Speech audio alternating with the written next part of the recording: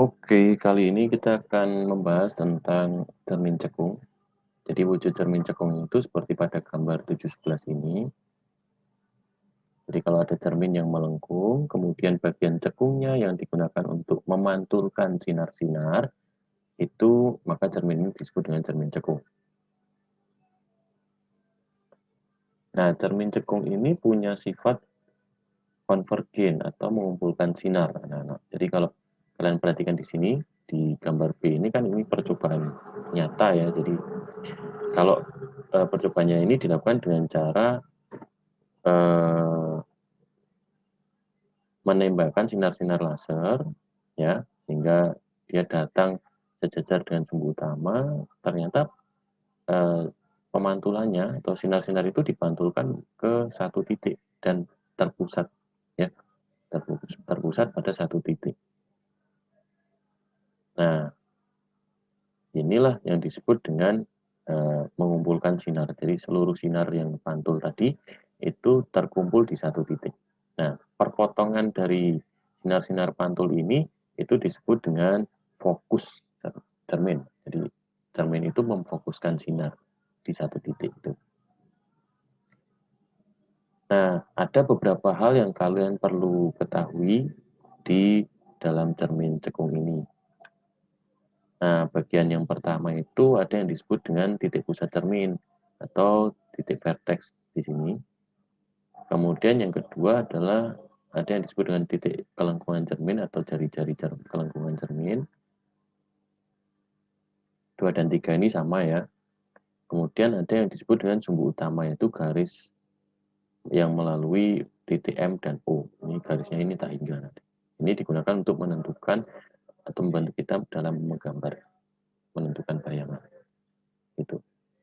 Jadi yang terpenting di sini adalah bahwa di cermin cekung itu ada yang dikenal dengan fokusnya, karena sifat dari cermin cekung ini memfokuskan cahaya atau mengumpulkan sinar seperti pada gambar B. Nah, di dalam cermin itu juga dibagi menjadi beberapa ruang. Kalau kita cermati di sini, kalau kita gambar ulang di sini ya, dari cermin cekung itu, ternyata cermin cekung itu bisa dibagi menjadi 4 daerah. Nah, 4 daerah ini mewakili 4 ruang. Yang pertama yaitu ruang 1, yaitu berada di antara atau di daerah titik O atau vertex sampai pada titik fokus, itu disebut ruang 1. Lalu ruang 2 berarti dari fokus sampai pada pusat kelengkungan ini atau jari-jarinya. Kemudian yang ketiga, ruang 3 berarti dari jari-jari sampai tak berhingga ke kiri sana. Dan ada yang disebut dengan ruang 4, yaitu daerah di dalam cermin atau di belakang cermin ya. Jadi ini di dalam atau di belakang cermin, bukan di baliknya ya. Nah, manfaat dari penentuan ruang ini itu nanti kita bisa gunakan untuk menentukan bayangan sifatnya seperti apa, letaknya seperti mana gitu ya.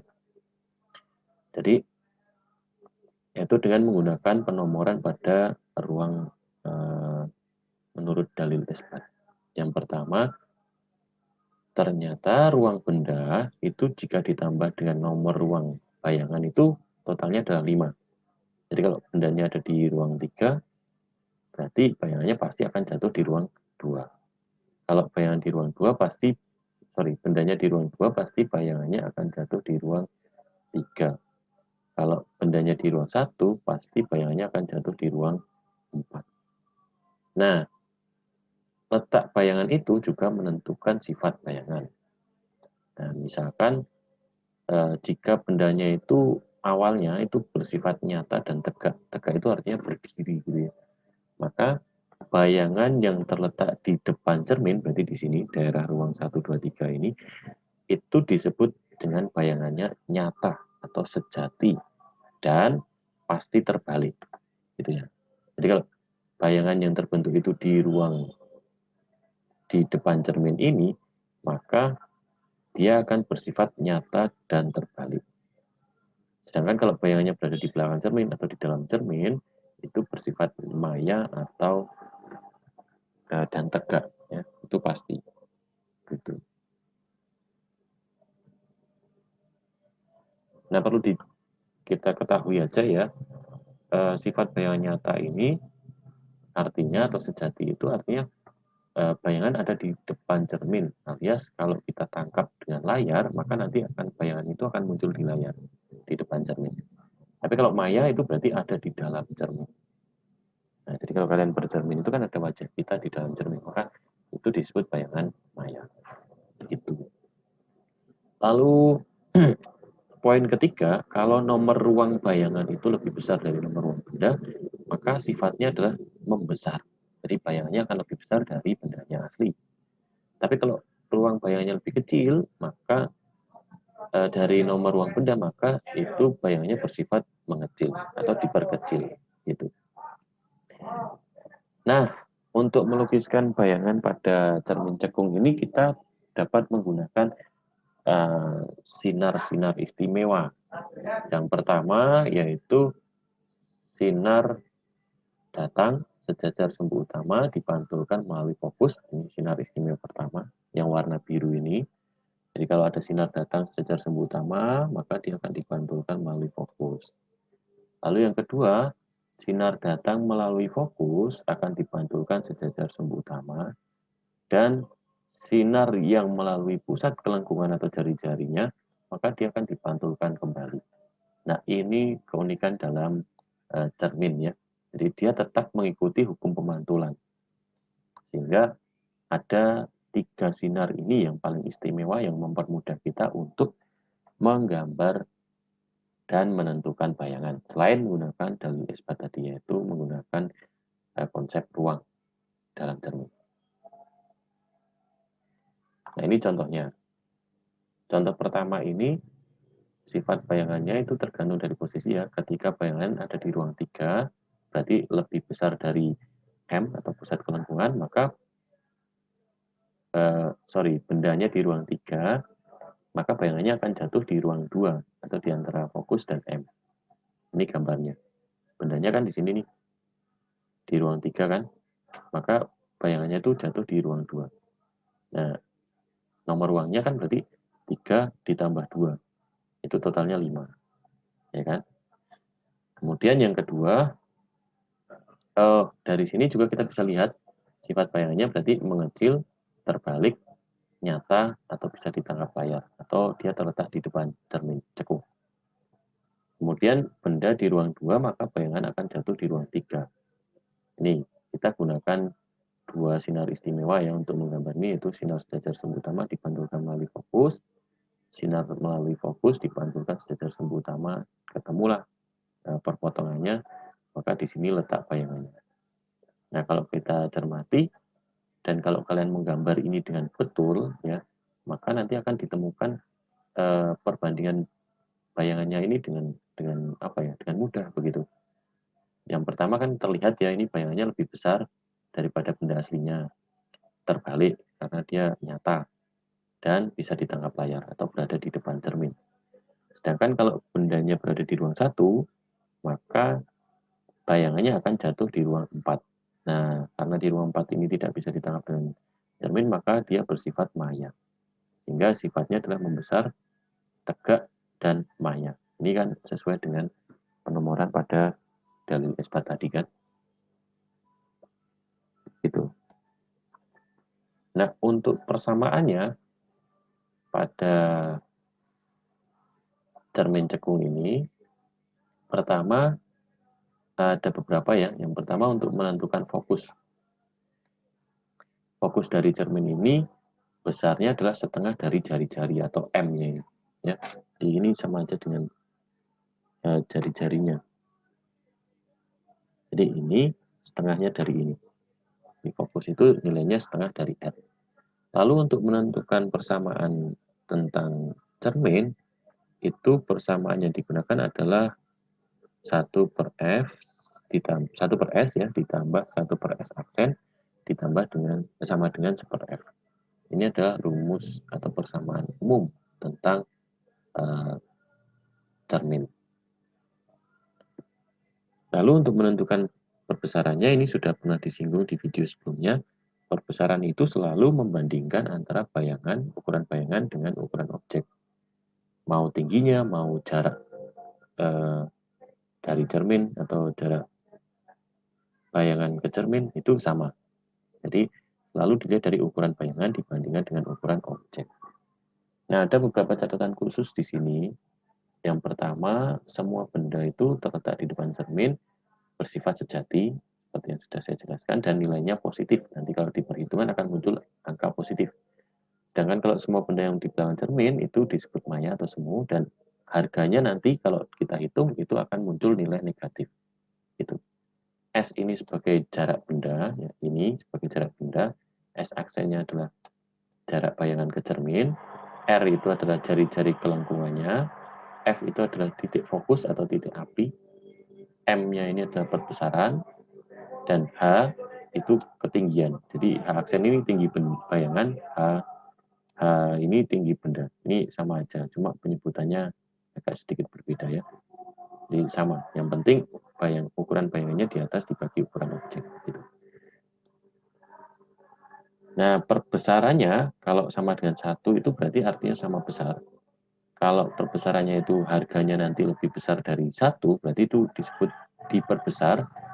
Sedangkan kalau nilai M-nya atau nilai perbesarannya itu kurang dari 1, maka sifat bayangannya adalah mengecil. Gitu. Nah, ini sudah saya jelaskan tadi ya, bahwa bayangan maya atau sejati itu nyata atau sejati ketika bayangan itu dapat ditangkap layar. Dan bayangan semu atau maya itu bayangan yang tidak dapat ditangkap oleh layar, tapi bisa langsung dilihat di dalam cermin itu. Itu ya, jadi kalau perpanjangan sinar-sinar pantul itu disebut bayangan maya. Sedangkan kalau perpotongan sinar-sinar langsung, sinar pantul secara langsung itu nyata. Gitu. Nah, untuk memperjelas ini, kita langsung masuk pada contoh soal aja ya. Oke, sebelumnya saya hapus dulu nih. Oke. Yang pertama, sebuah cermin cekung memiliki jari-jari kelengkungan cermin 20 cm. Sebuah benda yang tingginya 4 cm diletakkan 15 cm di depan cermin cekung. Pertanyaannya, A. Berapa jarak fokus cermin cekung? B. Berapa jarak bayangan benda terhadap cermin cekung? Dan C. Berapa perbesaran bayangan? D-nya adalah berapa tinggi bayangan? Lalu E. Lukiskan dan tentukan sifat bayangannya. Pertama, kita tulis dulu seluruh informasi yang ada di soal ini. Yang pertama, R-nya adalah 20 cm. H, benda, tinggiannya adalah 4 cm. Jarak benda ke cermin adalah 15 cm. Oke, langsung kita jawab ya. Yang pertama, mencari jarak fokusnya. Ingat, jadi jarak fokus itu kan setengah dari jari-jari kelengkungan. Berarti karena jari-jari kelengkungannya 20, dikali setengah hasilnya adalah 10. Inilah nilai fokus dari cermin ini. Lalu yang kedua adalah jarak bayangan terhadap cermin. Ini dapat kita hitung menggunakan persamaan tadi. Bahwa 1/S sama ditambah 1/S aksen sama dengan 1/F. Ini adalah rumus baku, rumus utama. Ya. Nah, S-nya kan 15. Nah, yang ditanya adalah S aksennya. Nah, sedangkan fokusnya 10. Berarti 1/15 ditambah 1/S aksen sama dengan 1/10. Nah, dari sini kita bisa pindah ruas ya, 1/15 ini ke ruas kanan, maka akan diperoleh 1/10 minus 1/15. Samakan penyebutnya menjadi di bawahnya adalah 30.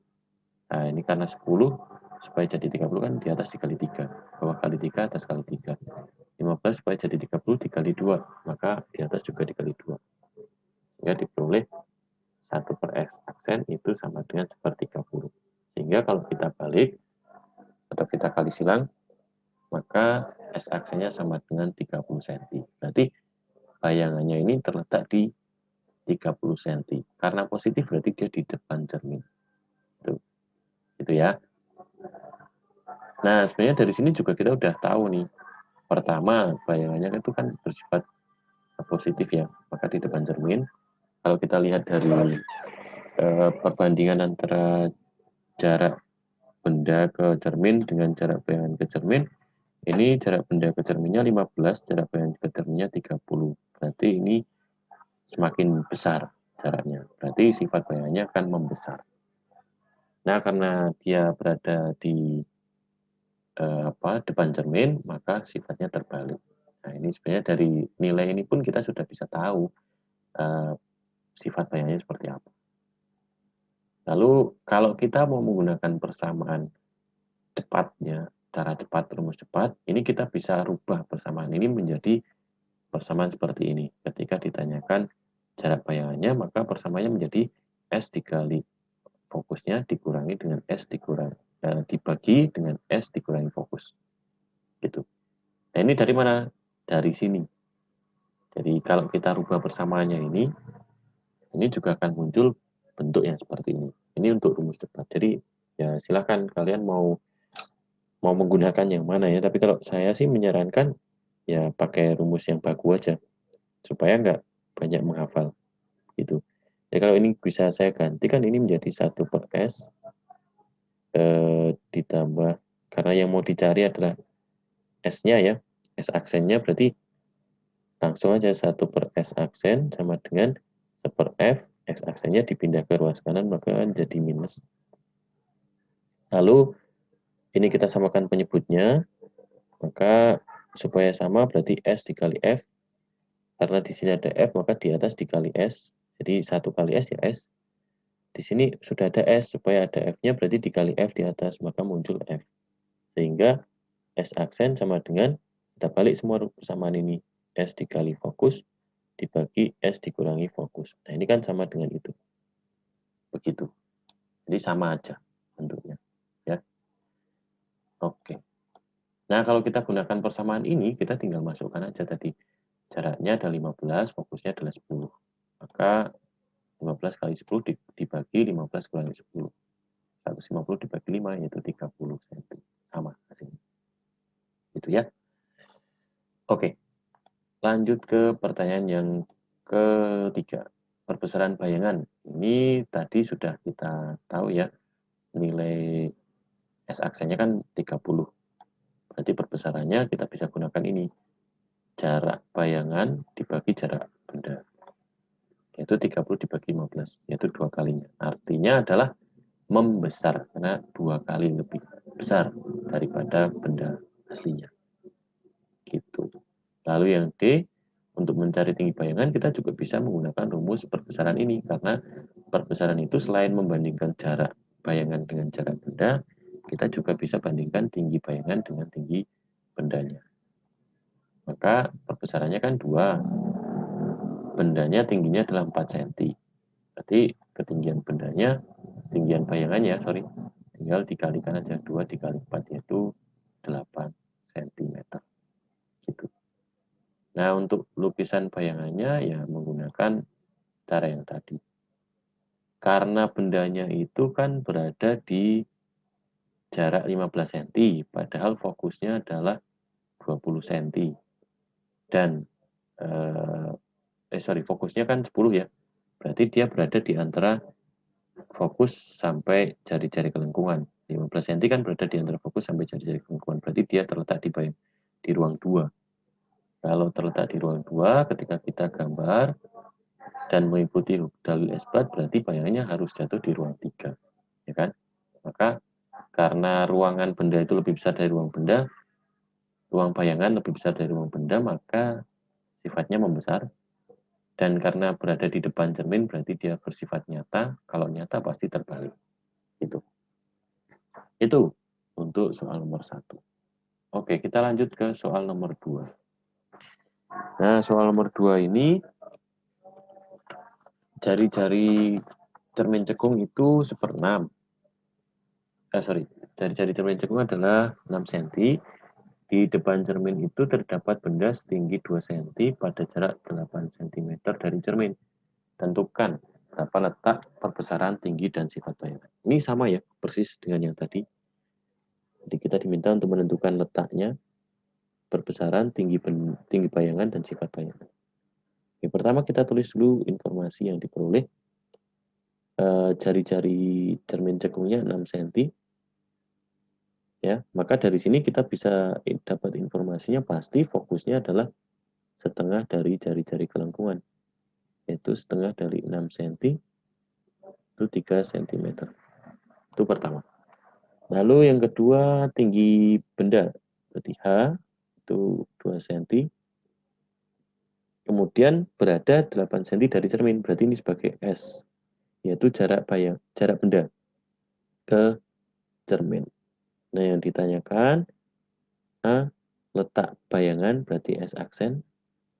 B, perbesarannya, ya, M.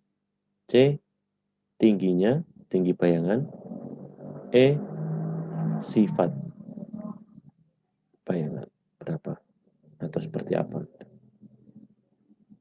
Oke, menentukan letak bayangan, maka kita bisa gunakan persamaan tadi. 1/S ditambah 1/S aksen sama dengan 1/fokusnya. Nah, 1/S. S-nya kan 8, berarti ini per 8, 1/8 ditambah 1/S aksen sama dengan 1/fokusnya, yaitu 3. Ingat, di cermin cekung fokusnya bernilai positif karena dia berada di depan cermin, fokusnya itu. Gitu. Maka ini kita bisa pindah ke ruas kanan, atau secara matematis sih supaya tinggal 1/S aksen maka harus dikurangi 1/8. Maka kalau luas kiri kurang 1/8, ruas kanan juga dikurangi 1/8. Gitu. Nah, dari sini kita bisa samakan penyebutnya ya. Berarti 1/S aksen itu sama dengan 3 dan 8 itu berarti jadi 24. Karena 3 itu supaya jadi 24 dikali 8 berarti yang di atas satunya juga dikali 8. Yang ini supaya 8 jadi 24 dikali 3 maka yang atas ini juga dikali 3. Maka muncul 3 untuk menyamakan penyebutnya kan. Jadi di sini dapat 1/S aksen itu sama dengan 5/24. Sehingga 1/S S aksennya tinggal dibalik aja jadi 24/5. Atau ini senilai dengan berapa?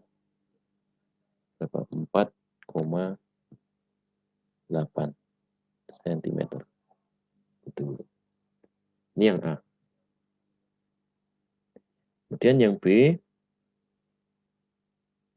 itu menentukan perbesarannya. Ingat, perbesaran itu kita bisa gunakan perbandingan ukuran bayangan dibandingkan dengan ukuran benda. Karena yang sudah lengkap itu jaraknya, berarti kita gunakan ini. S aksen per S. 4,8 dibagi dengan 8. Kita kali 10 semua kan berarti jadi 48/80 ya. Nah, kalau ini kita sederhanakan, dia dapat berapa nih? 3/5. Maka perbesarannya yaitu 3/5 kali. Di perbesarannya itu 3/5 kalinya dari bendanya.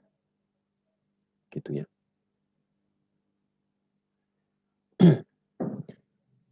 Oke. Lalu yang C. Tinggi bayangannya berapa? Nah, tinggi bayangan ini kita bisa gunakan persamaan perbesaran juga. Tapi sekarang kita gunakan perbandingan ketinggian bayangan dan bendanya. Karena perbesarannya 3/5, maka tinggi bayangannya dibagi dengan tinggi bendanya tadi 2 cm. Nah, tinggal kita kali, berarti bayangannya tingginya adalah 6/5, karena 2 dikali 3 cm, atau sama dengan 1,2 cm. Gitu. Nah, ini untuk memperoleh sampai pada tahap tinggi bayangan ya. Sekarang untuk sifat bayangan. Nah, sifat bayangannya pertama kita cermati dulu, S ini 8 cm ini terletak di ruang berapa, gitu kan. Karena fokusnya itu 3, jadi kalau saya gambar, ini cermin cekung, ini fokusnya, di sini pusat kelengkungan atau jari-jarinya. Karena fokusnya itu 3 cm, di sini 3 cm ya. Lalu R-nya ini 6 cm, gitu. Dan bendanya itu berada di 8 cm, berarti dia berada di ruang 3 atau lebih besar dari M. Ya, ini M atau jari-jari kelengkungan sama. Nah, artinya benda ini berada di ruang 3. Ya kan? Nah, kalau benda di ruang 3, pasti bayangannya akan jatuh di ruang 2, menurut si dalil isbat tadi. Berarti bayangannya akan jatuh di sini. Karena di depan berarti dia sifatnya terbalik. Gitu, gitu ya. Itu. Sehingga dari sini kita bisa lihat ketika nomor bayangan lebih kecil dari nomor benda, maka sifatnya yang pertama adalah diperkecil,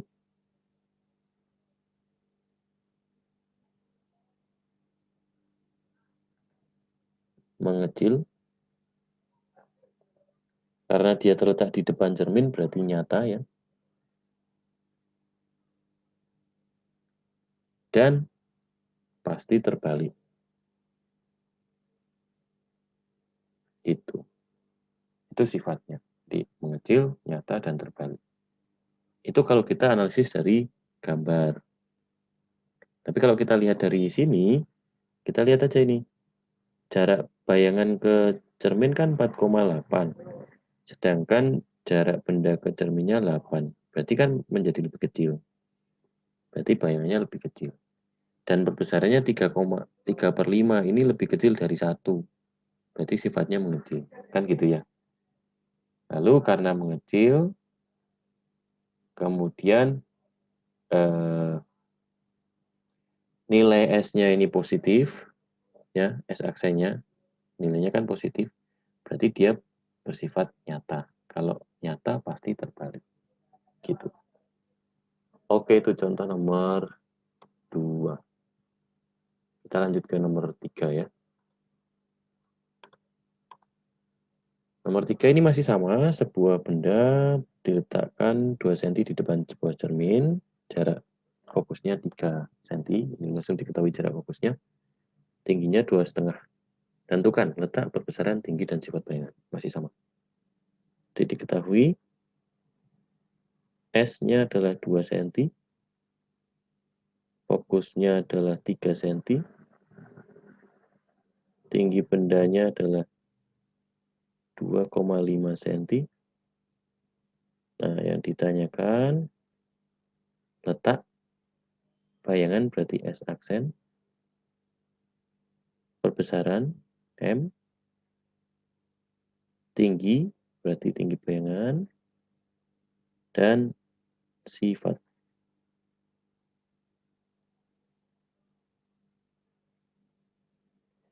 Nah, masih sama. Oke, kita menentukan letaknya. Langsung kita gunakan persamaan ini ya. 1/S ditambah 1/S aksen sama dengan 1/F.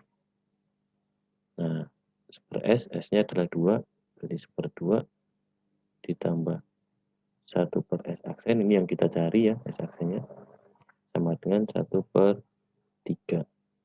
Nah, ini kita eliminasi setengahnya, berarti dikurangi setengah, maka di ruas kanan juga muncul minus setengah. Gitu, samakan penyebutnya, dia akan dapat 1/S aksen 6, jadi di atas akan muncul 2, yang ini 3. Di 1/S aksen sama dengan negatif 1/6. Jadi S aksennya adalah minus 6 cm. Jadi ini minus artinya bayangannya sifatnya maya. Jadi jangan bingung kalau ketemu harga negatif ya. Itu ada artinya yaitu bayangannya bersifat maya. Ini yang nomor A.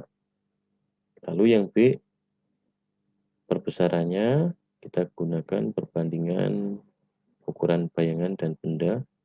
Berarti ini 6, ini negatif 6, tapi kita ambil harga mutlaknya ya, karena perbesaran nggak ada yang negatif. Dibagi dengan jaraknya adalah 2. Harga mutlaknya berarti selalu nilainya positif, maka akan hasilnya 3 kali. Ini perbesarannya.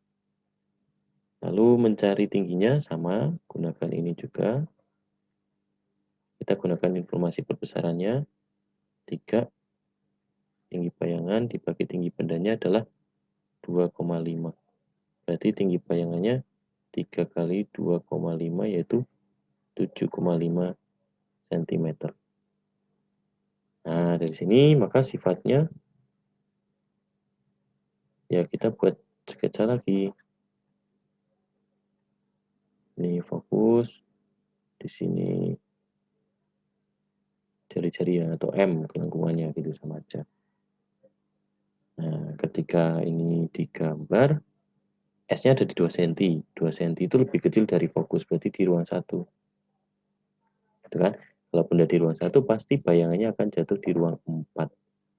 Mengikuti dalil S4. Kalau di ruang 4 kita gambarnya pakai garis putus-putus. Itu menunjukkan bahwa bayangannya maya. Dan karena di ruang 4 pasti lebih besar. Gambarnya lebih besar. Karena ukurannya nomor ruangnya lebih besar berarti bayangannya juga lebih besar. Gitu. Sehingga dari sini kita bisa tahu sifatnya yang pertama yaitu membesar atau maya, membesar, tegak. Karena kepalanya sama-sama di atas.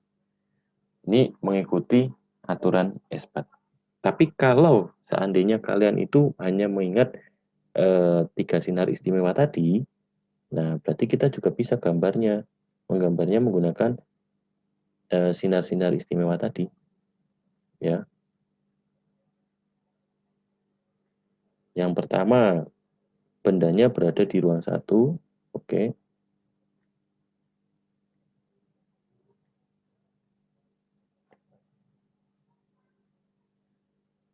Jadi saya bisa gambar pertama, sinar datang sejajar sumbu utama, jadi gambarnya dari kepalanya ya.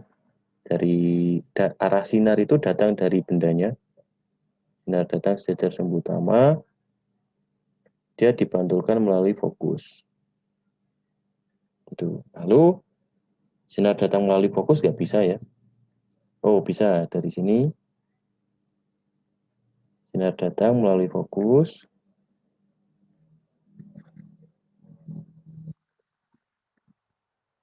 akan dipantulkan sejajar sumbu utama. Nah, kalau teman adik-adik atau anak-anak lihat, sinar pantul warna biru dengan warna kuning ini kan tidak akan pernah ketemu ya. Jadi di sini jaraknya akan semakin jauh kalau diteruskan ke sana. Maka kita perpanjang ke belakang cermin untuk menemukan perpotongan antara sinar pantul dengan perpanjangan sinar pantul dari sinar istimewa 1 dan 2. Nah, dia akan ketemu di sini. Nah, ini yang disebut dengan bayangan yang diperoleh. Karena perpanjangan dari sinar-sinar pantul, maka disebut bayangannya maya. Gitu. Oke. Saya clear ya. Semoga memperjelas ya. Oke, kita beri satu contoh soal lagi untuk mengakhiri penjelasan saya tentang cermin cekung ini. Soal keempat, Diki ingin melihat wajahnya menggunakan cermin rias yang berada 4 cm di depan wajahnya. Bayangan wajahnya yang dihasilkan itu 4 kali lebih besar. Nah, berapa jari-jari cerminnya? Pertanyaannya itu. Jadi, informasi yang diperoleh 1 S-nya adalah 4 cm, kemudian perbesarannya adalah 4 kalinya. Nah, yang ditanyakan jari-jari cerminnya. ini berarti kita perlu mencari fokusnya dulu, ya kan? Oke, berangkat dari persamaan apa? Tetap persamaan ini. Di 1 per S ditambah 1 per S aksen sama dengan 1 per F. Nah, karena dari soal ini hanya tahu informasi S saja, sedangkan S aksen dan F-nya kita nggak tahu, maka kita harus mencari nih, karena tujuan akhirnya kan kita mencari fokus, maka kita harus cari dulu S aksennya menggunakan dua relasi ini. Nah, relasi yang mungkin adalah pertama yaitu perbesarannya itu kan diperoleh dari S aksen dibagi S. Kalau perbesarannya 4, S aksen per S-nya kan berarti 4. Berarti S aksennya sama dengan 4 kalinya S. Gitu. Ya kan? Nah, tapi ingat, ketika kita bercermin, itu kan wajah kita harus muncul di cermin supaya bisa melihat, ya kan? Artinya muka kita, wajah kita kan berada di dalam cermin. Karena bayangannya berada di dalam cermin, nah maka sifatnya adalah maya. Ya, jadi kalau membuat cermin untuk merias pasti bayangannya harus dibuat maya. Jadi menggunakan fokus yang besar sehingga orang itu berada di ruang satu, sehingga wajah kita itu akan muncul di cermin, akan ada di dalam cermin. Kalau enggak kan nggak kelihatan nanti wajah kita, ya kan? Kalau enggak maya, gitu. Maka di sini harus diberi tanda tambahan negatif karena bayangan dari benda itu bersifat maya, gitu. Nah, maka di sini kita bisa input datanya. Di sini adalah S, ini ditambah 1 minus 4S. Jadi langsung minusnya saya tulis di depannya. Ini sama dengan 1 fokusnya. Samakan penyebutnya. Berarti di sini akan menjadi 4S. Supaya jadi 4 kali 3, ini tetap 1. Berarti 1 per F sama dengan 3 per 4S. Sehingga fokusnya adalah 4S dibagi 3. Nah, sekarang kita masukkan aja. S-nya berapa tadi? 4 dikali S-nya adalah 4 juga, 4 cm ya. Dibagi 3. Yaitu 16 cm per 3. Ini dapat 5,33 cm. Ini fokusnya. Fokus dari cermin cekung. Harganya pasti positif. Itu ya. Oke. Lalu jari-jarinya berarti 2 kalinya dari fokus ini. Nah, R-nya 2 kali dari fokus. Yaitu 10, atau saya tulis dulu ya. 2 dikali 5,33 itu 10,6 cm. Gitu.